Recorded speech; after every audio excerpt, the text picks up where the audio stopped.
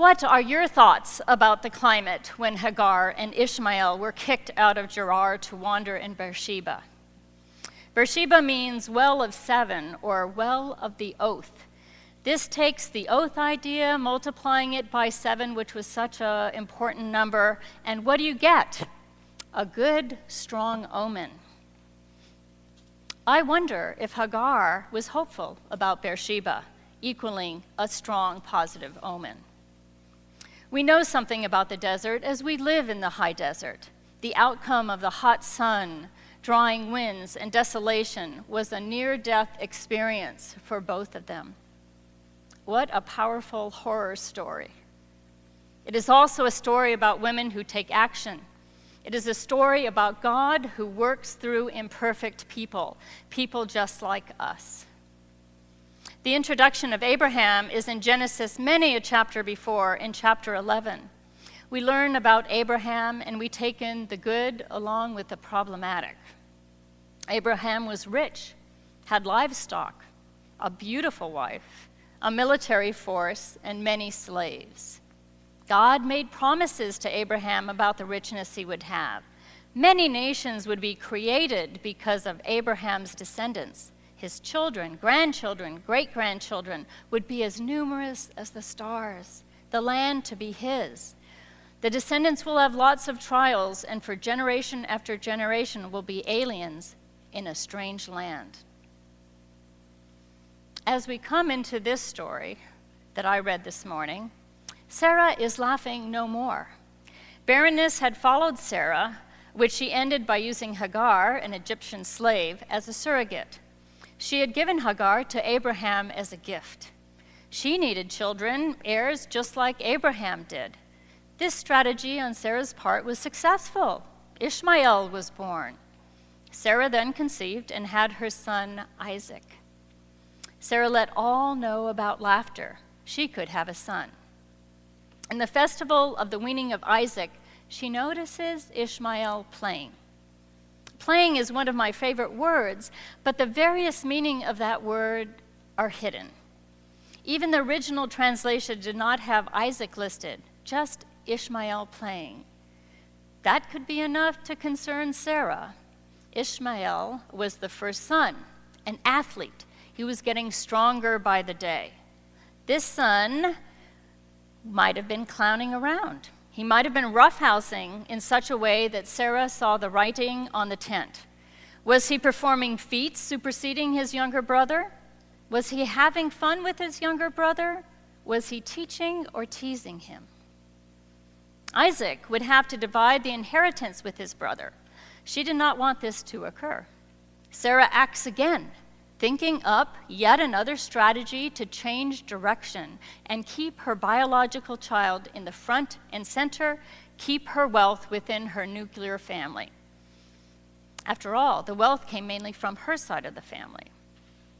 Again, Abraham acts in a very passive fashion and agrees with some sadness when Sarah tells him to send Ishmael and Hagar away. We don't see him coming in with robust brainstorming, talking with his wife, talking with God.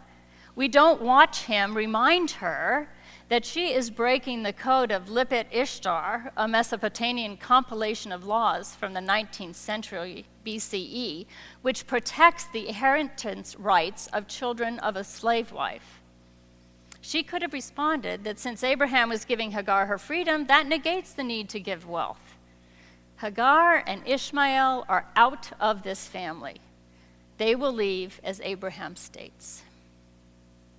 In the desert, again, as we know so well, it is best to start out on a trip early in the morning. Hagar has water, bread, and her son. When the journey becomes dire, what does she do? She chooses not to watch him die and places him under a tree the distance of a bow shot. Can you imagine that? As a girl, I would go traipsing through the woods with my father, who was a bow and arrow hunter. We would go practicing his aim and my aim. We would walk through the mountains of Virginia, through the deserts, through the forests, and and aim at one circular target after another. There was about maybe a quarter of a mile between each one. I know how far a modern bow and arrow can go. Thousands of years ago, the Egyptians were the first group to create a composite bow. That shot could go between 200 to 400 feet. Quite a distance. That is the distance between mother and son, between nurse and dying youth. Learning that she did not stay with her son but placed him under a bush is quite disturbing. In the wilderness, poisonous bugs, reptiles, mammals could have ended her son's life. She stated, "Do not let me look on the death of this child." Was that a prayer? Imagine leaving someone in the wilds alone who is the closest person to you in your life, the person you loved and cared for. Is this a parallel? Abraham cast her out, she casts out her son, multi-generational dysfunction? The situation of near death could be a foreshadowing of Abraham and Isaac's test of sacrificial love. That's coming up pretty quick in Genesis in chapter 22. As Bruce Chilton has written, Abraham's curse. We just celebrated Father's Day. This father put both his children in harm's way. Both Ishmael and Isaac could have died. God heard the cry. But whose cry did he hear? The cry from Ishmael is the one to whom the Holy One reacts.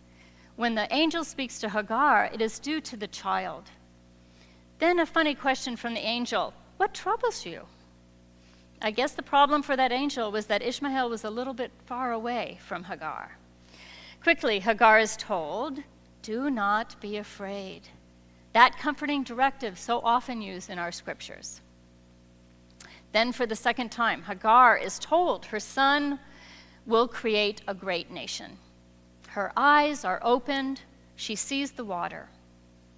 In Genesis 22, Abraham's eyes will be open, and what does he see? A ram. This is called a type scene, another parallel in this story which seems to be foreshadowing more trouble to come in the next chapter.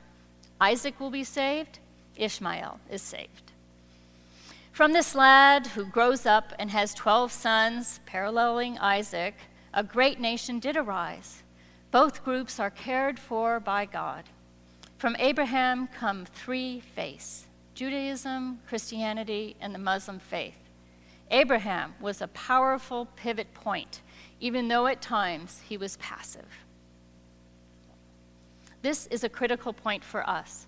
God cares for all people who are of any age, of differing abilities, ethnicities, and sexual orientations. Our anthem, which was sung by the chancel choir in Zambian, states, "All that sing are to be called children of God." Children are prized by our Lord. Jesus calls his disciples children on the way to his death. Beloved children, the friends of Jesus. Jesus expects us to join him and leave other thoughts and cares behind. Priorities are set. There is no doubt that children are revered by the Trinity and not to be cast aside as unimportant by our church, community, or world. As God made a covenant with Abraham and Hagar, so Jesus comes and creates an entirely new covenant. He gives us a new commandment. Love one another as I have loved you. The church needs to keep this in mind. There have been 74 mass shootings since the deaths in Sandy Hook Elementary School in December 2012. What needs to be done? New legislation is being considered. There will be a hearing about the idea of gun restraining orders on July 8th at the Endowment Center. I am going, come join me. Our church has an ongoing partnership with the Brady Campaign in the San Fernando Valley. We had an interfaith service in remembrance of the children and adults who died in December 2012 on the one-year anniversary of that event. There are members of this congregation presenting on this very topic at a conference of Presbyterian women in Southern California in July. There are actions that are required by members of a faith community, and our church has heard this call. well done. On June 10th, 2014, there was a journalism piece by Carrie Kahn of National Public Radio. I imagine you have been reading these same statistics as they have been used in the LA Times. NPR stated that 47,000 children, since I started writing this sermon, this figure has changed from 47,000 to, as yesterday, 52,000 children have journeyed to cross the border since January 1st, 2014. The best guess is that there will be 90,000 unaccompanied minors by year's end coming illegally to the United States. This information in comparison to 2012, when there were 24,000 in the entire year. Manuel, a 15-year-old from El Salvador, stated to Carrie Kahn, "You can't go out in the streets where I live. You can't open a business. You can't do anything. If I didn't join a gang, they would kill me or my family. I left." There is an estimate that more than half of these minors will be granted permission to stay here due to humanitarian reasons, such as death threats they have received. These youth believe they can stay in the United States if they cross the border. This is partially due to the information they have received about current conditions. New arrivals, for instance, who cross the border at McNellan, Texas, find there is no immigration detention site if they are pregnant or women with children. The detention site that area uses is in Pennsylvania and is overbooked. They are given a bus ticket to travel to locations where they have relative and then have an order to appear in immigration court. 30,000 such people have been released due to this flood of people seeking a better life. In the United States, immigrants who are children are held for 72 hours by the Department of Homeland Security and then turned in and transferred to the Office of Refugee Resettlement. They are returned to their country of origin if it's Mexico, or to a social worker who tries to unite them with a family member or place in foster care. This takes months or a year or longer. Now, there is an urgent need to spread out these children in Texas, New Mexico, and California. 600 children have been sent to Oxnard, to our naval base there. Perhaps there is a way for the church to respond to the children living in huge shelters with cots crowded together. Already the law community is seeking and finding lawyers who would offer pro bono services when the children go to court. Our country does not have to provide them with an attorney, as they are illegal immigrants, even though there is a prosecuting attorney. Our General Assembly met this past week in Detroit, Michigan. There was an initiative presented to this 221st gathering. It is entitled the Presbyterian Immigrant Initiative Defense. It passed the committee and went on the floor for a vote in the last couple of days. The initiative's purpose is to create safe and nurturing communities that reflect our deepest values as people of faith. A call to action to connect, deepen awareness, and empower Presbyterians to work to change policies and practice that infringe on human and civil rights immigrants. It was passed in the committee and moved to the General Assembly floor. I haven't been able to find out if that was passed there. Our urban disciples opened up their ranks by accepting the request of the Central Presbytery in Bogota to have 4 young adults come to be with us during our mission week. We learned about the difficulty for these Colombians to obtain visas by the United States. One of our guests, who is here, Jefferson, had to go 3 times to be interviewed to obtain a visa. Of the 4 that tried to come, how many are here today? 3. Erwin was not allowed to come. Our church members will be able to learn more about Colombia, the beauty of their mountains and forests, their universities, churches, and salsa music and dancing. We will also hear about the violence. They will learn that we care about them, a moment of peace and sharing. As God heard the cry of Ishmael in the desert, she hears the cry of these aspiring Americans. Our story of faith brings us into the lives of people in our world. God did not hear Hagar in this part of the Hebrew Scriptures. An angel is sent due to the cry of the youth. I look out at saints, angels, and people who care.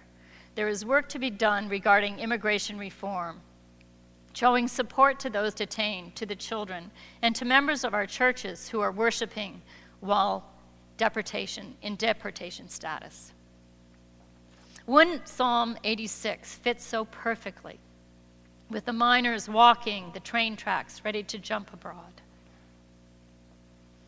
Incline your ear, O Lord. Preserve my life.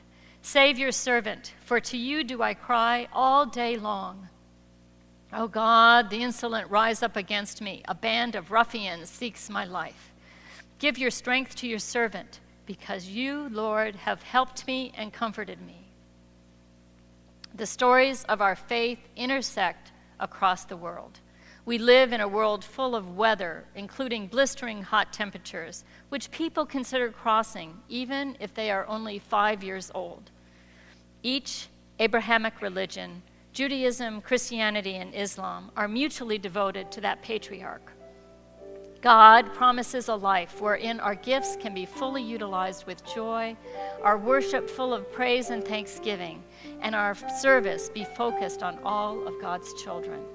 The love of God is light within us, leading us towards justice. It is our priority to work together to change horror to joy, peace and fulfillment with the love of our rock, redeemer, and sustainer.